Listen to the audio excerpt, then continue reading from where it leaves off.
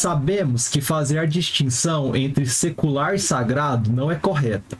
Porém, é possível existir diferenças entre sagrado e profano? É uma pergunta, digamos, importante. Raquel, eu tenho a tendência de crer, tá? O Fred aí pode me contrariar ou corrigir naquilo que ele.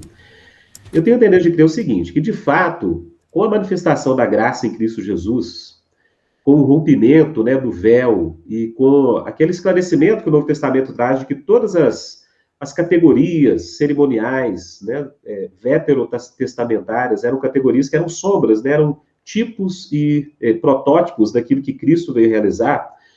E eu acho que isso ficou muito claro na passagem de Atos, né, onde Pedro tem aquela visão do lençol, né, do lençol com os animais que eram considerados impuros, né, ou profanos na dieta judaica, e que Deus falou, olha, come, Pedro. Ele falou, não, isso aqui é impuro. Ele falou, olha, não fale que é impuro aquilo que eu purifiquei. Então, eu creio que realmente o evangelho, ele traz para nós essa dimensão de que na criação de Deus, tá, tudo que tem origem na criação de Deus, nada é impuro. Né? Gente, não sei, é em Filemão, né, que fala que isso, que nada é impuro para aquele que é puro, tá? E outra parte que Cristo nos ensina algo muito importante num discurso com os fariseus, que eles começaram a questionar isso, né? Por que seus discípulos comem sem lavar as mãos, né? E isso é um ritual religioso muito importante, ou seja, purificar o corpo. E o que Jesus fala?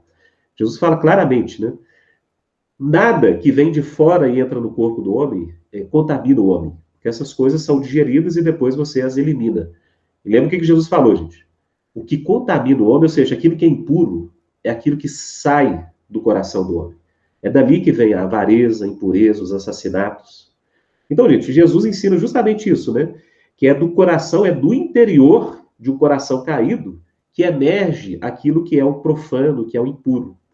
Então, nesse sentido, eu acho que o evangelho ele é libertador no sentido de colocar toda a criação diante de nós, gente, como boa. Gente, boa não quer dizer que a gente pode usar de tudo, tá? Então, imagina, o sujeito fala assim, se tudo é bom, eu vou comer essa frutinha aqui na floresta que eu não sei qual é. E ela vai te matar. Então, gente, mas ela é boa no contexto apropriado para o qual Deus a criou. Se aquela plantinha está ali, ela tem uma função dentro, né, da ecologia específica onde ela está inserida. Então, dizer que tudo é bom não quer dizer que a gente pode usar de tudo, tá? Então, por exemplo, falar que a sexualidade e a relação sexual é boa em si mesma não quer dizer que a gente pode ter acesso em qualquer contexto a esse tipo de intimidade com o outro ser humano criado à imagem de Deus. Ou seja, falar que todas as coisas são puras não quer dizer que nós podemos nos utilizar de todas elas.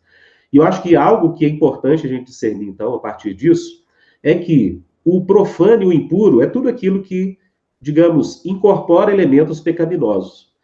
E eu acho que aqui um discernimento importante, tá? Por quê? Porque, veja bem, tudo que está na criação é bom em si mesmo. Mas há muitas coisas que nós encontramos no nosso dia a dia, na nossa realidade, que são fruto, gente, da ação cultural humana.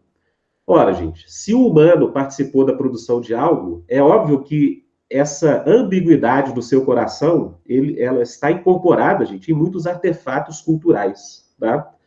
Ou seja, muitas coisas que nós encontramos na cultura, e que é muito do nosso ambiente de vida para o qual Deus nos criou, são coisas, sim, impuras, tá? Por quê? Porque carrega sentidos, significados profundos do coração humano. Então, nesse sentido, eu diria, né, que existem coisas que são impuras, sim, que o ser humano não pode, digamos, um cristão, por exemplo, não deveria se relacionar com muitas delas, ou deveria buscar a sua reforma, a sua redenção, a sua reconciliação, qual palavra a gente utilize. Então, vou dar só um exemplo, tá? A arte e as possibilidades artísticas são boas em si mesmas.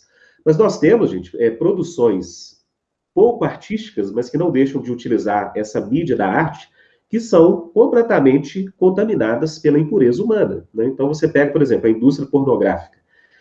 Digamos assim, utiliza-se as mídias, né, para produzir um filme, música, narrativa, imagem, ou seja, tem todo o potencial de produzir algo bom, mas a gente tem ali o quê? O artefato cultural é completamente impuro na sua, digamos, na sua concretude, tá? Então, eu diria o seguinte, tá, gente? Uma coisa é a gente dizer que tudo na criação é puro, mas a gente tem que ter discernimento que aquilo que o ser humano produz em termos culturais carrega muito de impuro. Então, nesse sentido, veja bem, é muito diferente falar que existem coisas profanas e coisas sagradas na criação de Deus. Mas nós podemos dizer que tem muitas coisas que a gente pode dizer profanas, impuras, no âmbito da produção humana que está aí diante de nós na criação de Deus. Então, nesse sentido, gente, falar que para o cristão tudo é sagrado não quer dizer que o cristão pode usufruir de tudo. Por quê? Porque por causa do pecado, nós encontramos muitas coisas impuras diante de nós. Então a gente tem que ter um discernimento para saber como lidar com essas coisas no dia a dia. Espero que tenha ficado claro isso aí. É discernir, né, o que é estrutura, o que é direção, como que essa direção pecaminosa pode ser incorporada em artefatos, e aí sim esses artefatos se tornam impuros, né? A gente tem que ter discernimento e saber lidar com cada um desses contextos.